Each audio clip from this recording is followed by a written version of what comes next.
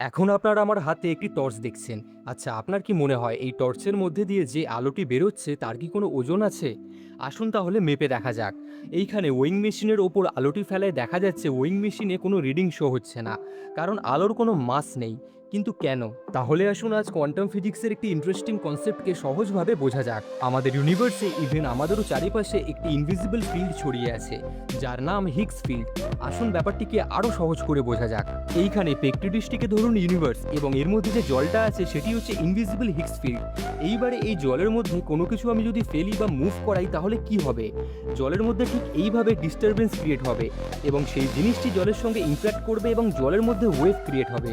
ঠিক এভাবেই যখন কোনো পার্টিকেল হিগস ফিল্ডের সঙ্গে ইন্টারাক্ট করে বা ডিস্টারবেন্স ক্রিয়েট করে তখন তার মধ্যে মাস ক্রিয়েট হয়, এবং এই লাইট পার্টিকেল ফোটন হিগস ফিল্ডের সঙ্গে কোনো ইন্টারাকশন করে না। ঠিক এই কারণেই আলোর কোনো মাস নেই, আলো একটি মাসলেস বোসন পার্টিকেল। এই বিষয়ে আরও ডেপথে জানতে হলে কমেন্টে জানান।